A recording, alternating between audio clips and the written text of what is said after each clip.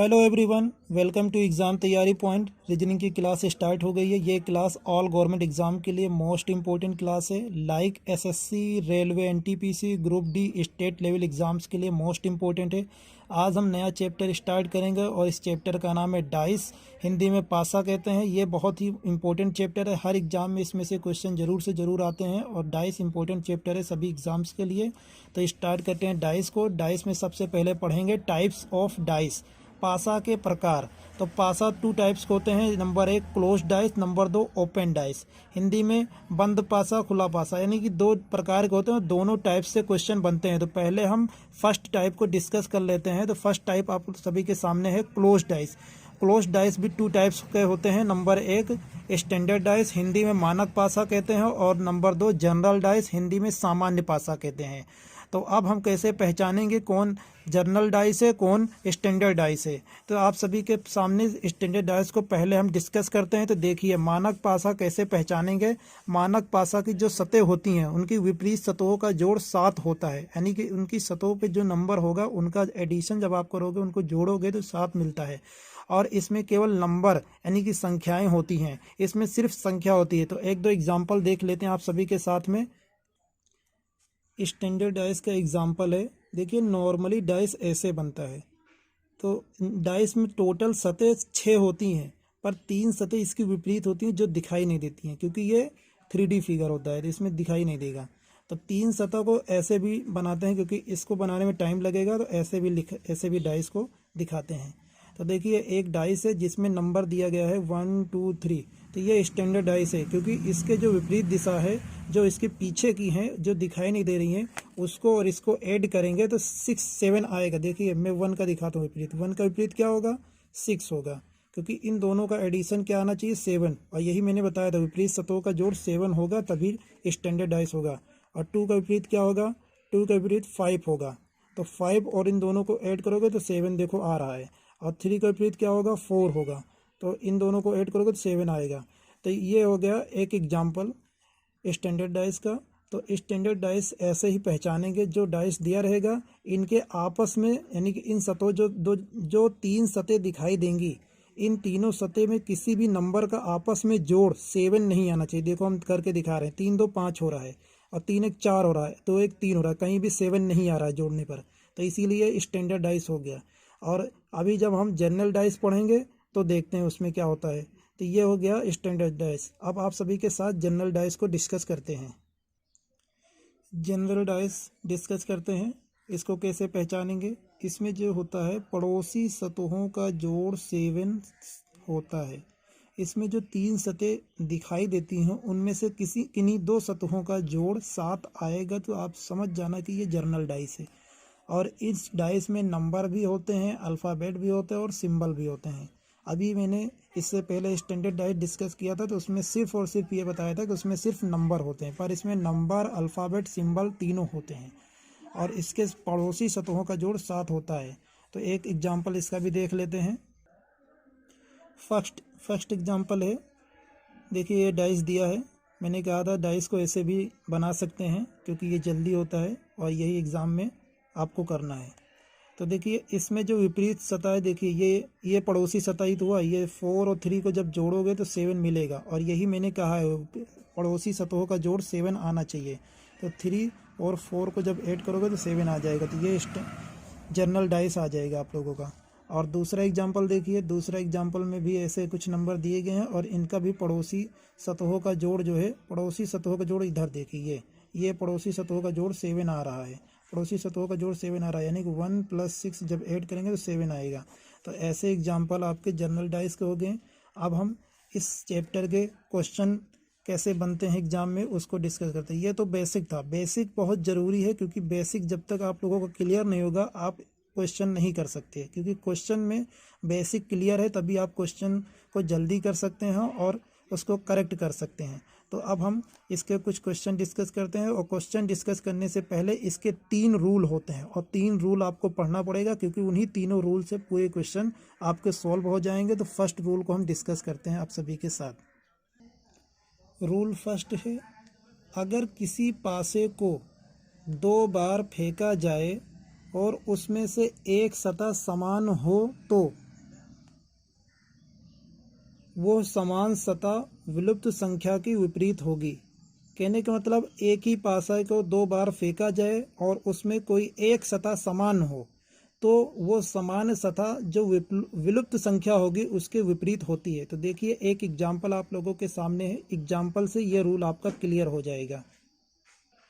एक डाइस है, इसकी दो कंडीशन दी गई हैं। तो देखिए पहली कंडीशन है 1 2 3, ये पहली कंडीशन है। दूसरी कंडीशन है 3 4 5। तो इसमें देखिए एक जो सतह है वो समान है। कौन सी सतह समान है? देखिए इसमें भी 3 है और यहाँ पे भी 3 है। तो 3 जो है दोनों कंडीशन में समान है। तो ये किसके विपरीत होगी? तो रूल में ये दिया गया है कि जो विलुप्त होती है, जो गायब होती है, यानी कि जो छिपी हुई होती है सतह, उसी के विपरीत होगी। तो 3 का विपरीत कौन होगा? तो 3 का विपरीत ये देखिए इसमें कौन सा नंबर छिपा हुआ है। तो मैंने कहा था कि डाइस में 6 सतह होती है। तो जब मैंने 1 पर से स्टार्ट किया है लिखना तो 1 2 3 4 5 6 तक जाना चाहिए, पर इन दोनों कंडीशन में देखिए 6 नहीं है, यानी कि 6 छिपा हुआ है। तो इस 3 के विपरीत क्या हो जाएगा? 6। और यही रूल में कहा गया है कि जो विलुप्त सतह होती है वो समान सतह के विपरीत होती है। तो इस तरह 3 का 6 विपरीत हो गया। ऐसे ही क्वेश्चन आएंगे, ऐसे दो कंडीशन दी रहेगी और आपसे पूछा जाएगा इस नंबर का विपरीत कौन सा होगा। तो आप जब इस रूल का बेसिक आपको क्लियर रहेगा तो आप इसको फौरन इसका आंसर करेक्ट कर सकते हैं। अब हम नेक्स्ट एग्जाम्पल डिस्कस करते हैं आप सभी के साथ। सेकेंड एग्जाम्पल है, इसमें भी डाइस की दो कंडीशन दी गई। फर्स्ट कंडीशन ये है, सेकेंड कंडीशन ये है। तो देखिए फर्स्ट कंडीशन में 4 5 2 और सेकेंड कंडीशन में 6 2 1 है। तो इन दो कंडीशन में कौन सी सतह समान है? तो देखिए इसमें जो 2 नंबर है, देखिए 2 यहाँ भी है 2 यहाँ भी है, तो ये समान हो गई। तो इसमें रूल क्या था? रूल ये था कि जो सतह समान होती है वो छिपी हुई सतह के विपरीत होती है। तो इसमें छिपी हुई सतह कौन सी है? तो इसमें देखिए 2 किसके विपरीत हो जाएगा? जो छिपी हुई सतह है। तो इसमें कौन सा नंबर छिपा हुआ है? 3 नंबर, तो ये 3 के विपरीत हो जाएगा। तो ऐसे ही आपका बेसिक क्लियर हो गया होगा रूल नंबर फर्स्ट का। अब हम रूल नंबर 2 डिस्कस करते हैं। आप सभी लोग परेशान मत होना, क्योंकि जैसे ही आप लोगों के रूल थर्ड तक कंप्लीट होगा, यानी कि रूल 2 और रूल थर्ड जैसे ही पढ़ा देंगे तो तुरंत फौरन हम क्वेश्चन पे आ जाएंगे और क्वेश्चन देखना इन्हीं तीनों रूल से सॉल्व हो जाएंगे और बहुत ही आसान तरीके से सॉल्व होंगे। तो रूल नंबर 2 डिस्कस करते हैं आप सभी के साथ। रूल सेकंड, इसकी थ्योरी पहले देखिए। अगर किसी पासे को 2 बार फेंका जाए और उसमें से एक सतह समान हो और वो समान सतह एक ही जगह पर हो तो पड़ोसी सतह एक दूसरे के विपरीत होते हैं। इसका मतलब यह है कि किसी पासे को 2 बार फेंकें और उसमें एक कॉमन सतह आ जाए तो जो और 2 सतह बचेंगी वो आपस में एक दूसरे के विपरीत होंगी। तो एक एग्जाम्पल आप लोगों के साथ डिस्कस करते हैं।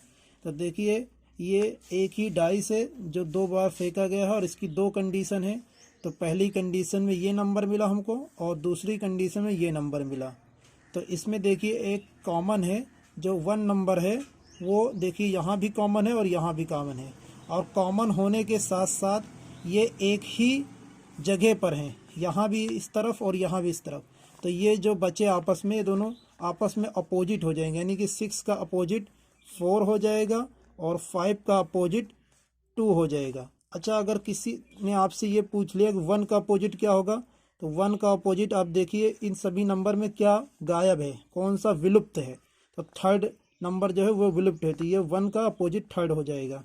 तो देखिए सभी नंबरों के अपोजिट आराम से फाइंड हो गए। तो आप सभी के साथ अब हम रूल थर्ड को डिस्कस करते हैं।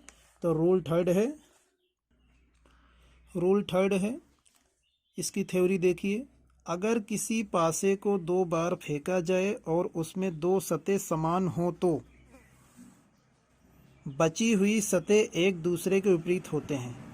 इसका मतलब यह है कि किसी डाइस को 2 बार फेंका जाता है तो उसकी 2 कंडीशन आए और उस 2 कंडीशन में 2 सतह समान हो तो जो बची हुई सतह होंगी वो एक दूसरे के अपोजिट होगी। एक एग्जाम्पल के जरिए से हम आपको समझाते हैं।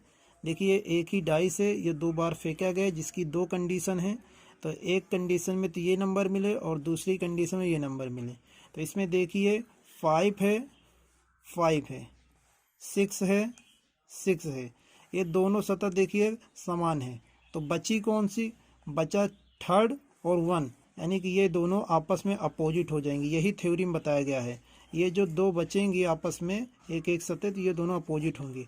अच्छा, अगर कोई आपसे ये पूछ ले कि 5 का अपोजिट क्या होगा या 6 का अपोजिट क्या होगा, तो 5 का अपोजिट और 6 का अपोजिट या तो ऑप्शन में दिया रहे 2 और 4, तब तो आप टिक कर सकते हैं, क्योंकि 2 और 4 बचा है। और इसका 6 का भी 2 और 4 होगा।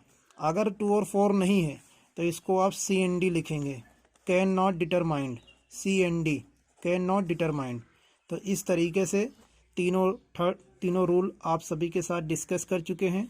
अब हम इस रूल से रिलेटेड कुछ क्वेश्चन सॉल्व करेंगे, जिससे आप सभी का ये रूल और भी अच्छे से समझ में आ जाएंगे। तो पहला क्वेश्चन है, तो पहले हम कुछ डाइस पहचानने के लिए देते हैं, कौन स्टैंडर्ड डाइस है, कौन जर्नल डाइस है, फिर उसके बाद में क्वेश्चन डिस्कस करते हैं। डाइस की कुछ कंडीशन नीचे दी गई हैं, इसमें से आप सभी को पहचानना है कि डाइस कौन सा है। मैंने चैप्टर स्टार्ट किया था तो आपको बताया था कि क्लोज डाइस 2 टाइप्स के होते हैं, जिसमें पहला टाइप्स था स्टैंडर्ड डाइस और दूसरा टाइप था जर्नल डाइस, हिंदी में मानक पासा और सामान्य पासा। तो स्टैंडर्ड डाइस में मैंने यह बताया था कि विपरीत सतहों का जोड़ 7 आता है, और सामान्य डाइस में यह बताया था कि अपोजिट पड़ोसी सतहों का जोड़ 7 होना चाहिए। तो देखिए उन्हीं कंडीशन पे ये कुछ कंडीशन दी गई, इनको देखते हैं। तो पहले देखिए ये कंडीशन है, इसमें क्या अपोजिट सतह यानी कि पड़ोसी सतहों का 7 आ रहा है, 6 5 11 हो रहा है, 6 4 10 हो रहा है, 5 6 9 नहीं आ रहा है। तो इसका मतलब ये कौन सा हो गया? ये हो गया स्टैंडर्ड डाइस। जब आपस में इनके पड़ोसी सतहों का जोड़ 7 ना आए तो आप समझ जाना कि ये स्टैंडर्ड डाइस है। मैंने शॉर्टकट में लिख दिया स्टैंडर्ड डाइस। अब दूसरे पे आइए, दूसरे में देखते हैं क्या कहीं 7 आ रहा है जोड़ने पे। 6 2 8 6 1 7, हाँ 7 आ रहा है। तो ये हो गया आपका जर्नल डाइस, जी से जर्नल, डी से डाइस, ये हो गया। अब तीसरे पे आइए, तो तीसरा देखिए 5 3 8 5 1 6 3 1 4, कहीं 7 नहीं बन रहा है जोड़ने पे आपस में। तो यहाँ पे ये आ जाएगा आपका स्टैंडर्ड डाइस, ये हो गया मानक पासा हिंदी में। चौथे डाइस पे आइए, चौथा डाइस देखिए, यहाँ पे कहीं 7 बन रहा है, 5 2 7 1 यहाँ बन रहा है, और 2 1 3 5 1 6 एक, यानी कि बन रहा है। तो ये आ जाएगा जर्नल डाइस।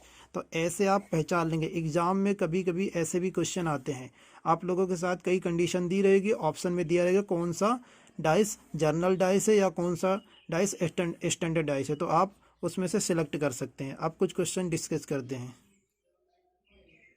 फर्स्ट क्वेश्चन है, देखो एग्ज़ाम में ऐसे ही क्वेश्चन आएंगे। अब यहाँ से बहुत ही इम्पोर्टेंट है, आप लोग अच्छे से समझना, और बहुत ही आसान है, बस रूल याद रखना। मैंने जो 3 रूल पढ़ाया है उसी रूल का यूज होगा, देखना भी। पहला क्वेश्चन है, पासा के 2 स्थान नीचे दिखाए गए हैं, 5 अंक वाले चेहरे के विपरीत कौन सा अंक होगा? तो देखिए 2 कंडीशन दी गई हैं। एक कंडीशन है 5 2 1, दूसरी कंडीशन है 2 4 1। इसमें पूछा गया 5 के विपरीत कौन सा नंबर होगा, तो 5 के विपरीत कौन सा नंबर होगा? तो देखिए ये 2 कंडीशन है, इसमें से जो 3 रूल पढ़ा रखे हैं कोई फॉलो हो रहा है? तो देखिए 1 कॉमन है, कॉमन है, और क्या कॉमन है? 2 कॉमन है, 2 कॉमन है। तो मैंने रूल थर्ड पढ़ाया था, रूल थर्ड में ये था कि अगर कोई पासा 2 बार फेंका जाए और उसकी 2 सतह समान हो जाएं, 2 सतह समान, देखिए 2 सतह समान है, तो जो बची हुई सतह होगी वो आपस में एक दूसरे के अपोजिट होती है। अकॉर्डिंग टू रूल थर्ड में आपको बताया था कि जब 2 सतह एक दूसरे के समान होती हैं तो बची हुई सतह आपस में अपोजिट होती हैं। तो बचा कौन है? 5 बचा है, और इसमें कौन बचा है? 4। तो ये दोनों आपस में अपोजिट होंगे। तो 5 का अपोजिट क्या होगा? 4। तो 4 कौन से ऑप्शन में है? 4 ऑप्शन नंबर डी में है, तो इसका राइट आंसर हो गया डी। तो देखिए रूल आपको याद रहेंगे तो ऑप्शन फटाफट आप लोग टिक करते चले जाएंगे। तो देखिए रूल थर्ड का यूज इस क्वेश्चन में था। नेक्स्ट क्वेश्चन है, सेकेंड क्वेश्चन है, देखिए नीचे एक पासे की 4 स्थिति दी गई हैं, उसमें से स्टार का विपरीत क्या होगा? तो कभी कभी ऐसे भी क्वेश्चन आते हैं 2 से ज़्यादा कंडीशन दी रहती, जैसे इसमें दी गई, इसमें 4 कंडीशन दी गई हैं। अब इसमें से मुझे स्टार के विपरीत निकालना है, तो इस तरह के सवाल में आपको किन्हीं 2 कंडीशनों को लेना रहता है। तो आप देखिए ये 4 में से कौन से 2 में से आप आसानी से सॉल्व कर सकते हैं। तो देखिए अगर हम पहले दो को लेते हैं तो इसमें star star at the rate ये दो खुद आपस में कॉमन हो जा रहे हैं, तो इसमें प्लस का निकल रहा है अपोजिट, इसलिए इन दोनों का यूज नहीं होगा। इधर देखिए, अगर इनको देखें तो इसमें भी मुश्किल है। लेकिन अगर हम थर्ड और फोर्थ को देखते हैं तो थर्ड और फोर्थ में डॉलर है और प्लस है, डॉलर है प्लस है, ये दोनों आपस में कॉमन हो गए। तो जो बचा वो एक दूसरे के विपरीत होता है, क्योंकि according to rule third according to rule third according to rule third मैंने आपको पढ़ाया है कि जब दो सतह समान होती हैं, देखिए डॉलर डॉलर समान हो गया, प्लस प्लस समान हो गया, तो जो आपस में बची हैं तो यहाँ आप लिख लीजिए कि condition third and fourth, condition third और फोर्थ से हम निकाल रहे हैं जब दो आपस में कॉमन सतह हो गई तो जो बचा है स्टार और ये जो 8 बचा ये आपस में विपरीत होगा। तो क्वेश्चन में स्टार का ही विपरीत पूछा गया है, तो स्टार का विपरीत आ रहा है 8, तो ऑप्शन 8 है, ऑप्शन नंबर सी, यानी कि 8 जो आंसर है वो ऑप्शन सी में दिया गया है। तो इस तरह से इसका आंसर हो जाएगा ऑप्शन सी। तो नेक्स्ट क्वेश्चन हम देखते हैं, और नेक्स्ट क्वेश्चन रूल 1 और थर्ड से रिलेटेड आप लोगों को बताते हैं। अगला क्वेश्चन है, इसमें भी ऐसे ही क्वेश्चन है। देखिए नीचे 4 कंडीशन या स्थिति दी गई हैं, 6 के विपरीत क्या होगा, यानी कि इन चारों से आप 6 का विपरीत बताइए क्या होगा। 6 के विपरीत क्या होगा, तो देखिए 4 कंडीशन है, इन 4 कंडीशन में कोई 2 से आपको सोल्व करना है, तो 2 जो आसान हो। तो मैं आपको बताता हूँ थर्ड और फोर्थ से ही। देखिए तो थर्ड और फोर्थ में देखिए 4 कॉमन है, 4 कॉमन है। आप लोग ये ध्यान देना, जिसके विपरीत निकालना रहेगा वो नंबर दोनों कंडीशन में से होना चाहिए। तो 6 के विपरीत निकालना है तो 6 देखिए इसमें है, इसीलिए हम इसको ले रहे हैं। ऐसा मत करना कि हाँ जिसके विपरीत निकालना है वो नंबर ही ना रहे उसमें, तो ऐसा मत करना। तो ठीक है, 6 के विपरीत निकालना है तो इसमें एक दूसरा नियम लगेगा, तो इसको आप लोग ध्यान देना। बहुत सारे क्वेश्चन में भी लग जाता है, जब एक सतह कॉमन है और 2 आपस में नहीं कॉमन है तो इसके लिए ये होता है कि जो कॉमन है उसको पहले लिख लीजिए, लिखने के बाद में इसको क्लॉकवाइज रोटेट कर दीजिए। क्लॉकवाइज मतलब घड़ी की दिशा में, घड़ी की दिशा में ऐसे बढ़ते क्रम में लिखाइए। तो अगर घड़ी की दिशा में बढ़ोगे तो सबसे पहले 4 लिखोगे तो फिर आपको 6 मिलेगा, क्योंकि घड़ी किसी ऐसे ही बढ़ती है। तो ये 6 मिला, और 6 के आगे बढ़ोगे तो 5 मिला। तो मैंने इस डाइस को ऐसे लिख लिया। अब इसमें लिखिए, देखिए यहाँ 4 लिख दिया मैंने। अब इसको बढ़ते क्रम में लगाइए, घड़ी की दिशा में तो बढ़ोगे घड़ी की दिशा में तो 1 आएगा क्लॉकवाइज, और फिर बढ़ोगे तो 2 आएगा। तो जो नंबर के नीचे जो नंबर आता है वो अपोजिट होता है। तो 6 के नीचे कौन सा नंबर है, 1 आया, तो 6 का अपोजिट क्या हो गया, 1 हो गया। तो 1 ऑप्शन किस में है, ऑप्शन नंबर बी में है। ऑप्शन सी इसका राइट आंसर है, क्योंकि 6 के विपरीत 1 निकल के आ रहा है, तो ऑप्शन सी में 1 दिया गया है। ऑप्शन बी में, सॉरी ऑप्शन बी, इसका राइट आंसर हो जाएगा ऑप्शन बी, गलती हो गई थी, सॉरी। आज की क्लास का लास्ट क्वेश्चन है। तो देखिए ये क्वेश्चन है, नीचे एक पासे की 2 स्थिति दी गई हैं, इसमें से 3 के विपरीत क्या होगा। तो देखिए मैंने बताया है, कभी 4 स्थिति दी जाती है, कभी 2 स्थिति दी जाती है, दोनों तरह का क्वेश्चन एग्जाम में आते हैं। तो देखिए इसमें एक कंडीशन ये है, दूसरी कंडीशन ये है। तो इसमें कॉमन क्या है, 3 कॉमन है, इसके अलावा और कुछ कॉमन नहीं है। तो मैंने रूल फर्स्ट आपको पढ़ाया था, जब एक पासा 2 बार फेंका जाता है और उसमें से एक सतह समान होती है तो वो समान सतह विलुप्त संख्या के अपोजिट होती है। तो इसमें विलुप्त संख्या कौन सी है भाई, rule according to rule first मैंने बताया था, जो कॉमन सतह है थर्ड वो विलुप्त संख्या के अपोजिट होती है। तो इसमें विलुप्त संख्या कौन सी है, 1 है, क्योंकि 1 नंबर देखिए ना इसमें दिख रहा है ना इसमें दिख रहा है, 1 विलुप्त है। तो 1 ऑप्शन किस में दिया गया है, ऑप्शन नंबर डी में दिया गया है। तो इसका राइट आंसर हो जाएगा डी। ये लास्ट क्वेश्चन था इस क्लास का, और इसका राइट आंसर है ऑप्शन नंबर डी। ठीक है, इस क्लास को यहीं पे एंड करते हैं। और इस क्लास में मैंने क्लोज डाइस के जितने भी टाइप्स के क्वेश्चन बनते थे उसको अच्छे से डिस्कस कर दिया है। नेक्स्ट क्लास में हम ओपन डाइस को डिस्कस करेंगे और देखेंगे एग्जाम में कैसे क्वेश्चन बनते हैं।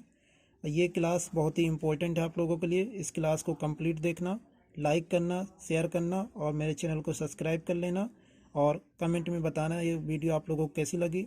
और ये क्लास, इस चैनल पे ऐसे ही क्लास आगे भी मिलती रहेंगी जो सभी एग्ज़ाम्स के लिए मोस्ट इम्पोर्टेंट है। आप लोग कमेंट में बताना ये वीडियो कैसी लगी है। थैंक यू, धन्यवाद।